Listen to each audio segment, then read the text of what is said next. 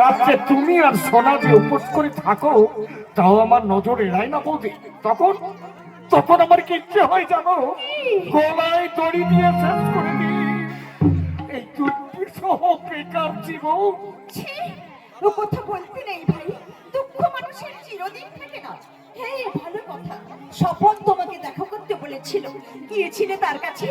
আমার মনে হয় স্বপন চেষ্টা করলে তোমার চাকরি হতে পারে। দেখো বৌদি, ভাই বলো আর বন্ধু বলো, বিপদের সময় কেউ তোমার পাশে এসে দাঁড়াবে না। স্বপন আমাকে বললে, কি বললো? লাখখানিক টাকা যদি তুই জমা করতে পারিস তাহলেই একটা চাকরি খালি আছে। অথচ তুমি তো জানো বৌদি, 1,00,000 টাকা তো দূরের কথা, 10 টাকাও আমার কাছে নেই। আমার যদি গয়না কাটা কিছু থাকতো। জানি, সে কথা আমি জানি বৌদি। তোমার শেষ সম্বল হাতের কগাছা চুরি বিক্রি করে তুমি আমার বিয়ে পরীক্ষার ফি দিয়েছিলে। তুমি আমার জন্য যা করলে আমার মাও হয়তো তা করতো না। তোমাদের এই স্নেহ মায়া মমতার ঋণ আমি জীবনেও শোধ করতে পারবো না বৌদি। আমি জীবনেও শোধ করতে পারবো না। তোমার চোখে দেখেছি যে মায়ের স্নেহ ছায়া,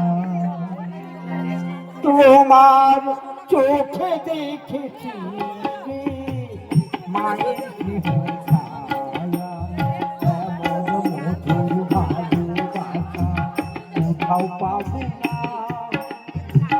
নাকি আমার মনে পড়ে না তুমি আমার মা। তোমার চোখে দেখেছি যে মায়ের স্নেহ ছায়া, তোমার চোখে দেখেছি যে মায়ের স্নেহ ছায়া।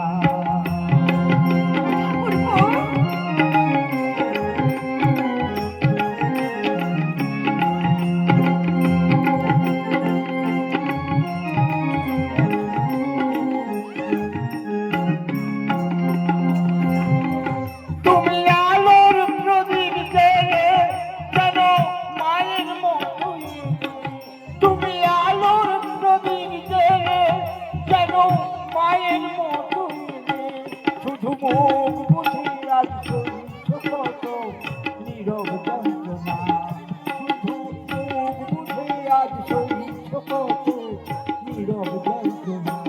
তোমার চোখে দেখেছি যে মায়ের স্নেহ ছায়া, এমন মধুর ভালোবাসা কোথাও পাবো না।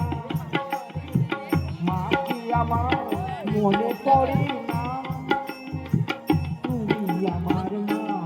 তোমার চোখে দেখেছি যে মায়ের স্নেহ ছায়া, তোমার চোখে দেখেছি যে মায়ের স্নেহ ছায়া। প্রতি সন্ধ্যায় আমি ও ঠাকুরের কাছে প্রার্থনা করি, হে ঠাকুর, ওর একটা চাকরি করে দাও।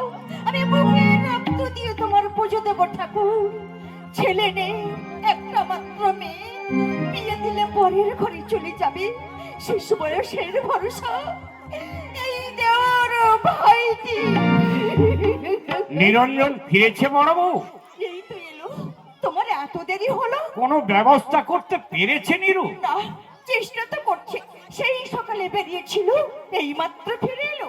চেষ্টা করেও যদি চাকরি না পায়। চেষ্টাই করে যাক, ও শুধু চেষ্টাই করে যাক। আমি মারা যাওয়ার পর যদি ওর চাকরি হয়, আমি বেঁচে থাকতে ওর কিচ্ছু হবে না।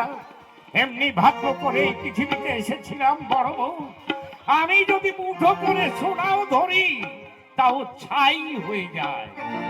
এদিকে তাকাই শুধু নৈরাশ্যের কালো ছায়া। তুমি অযথাই দুঃখ পাচ্ছ, অভাব তো মানুষের চিরদিন থাকে না। আমার থাকবে বড় বউ, আমি যতদিন বেঁচে আছি আমার অভাব কোনোদিনও ঘুচবে না।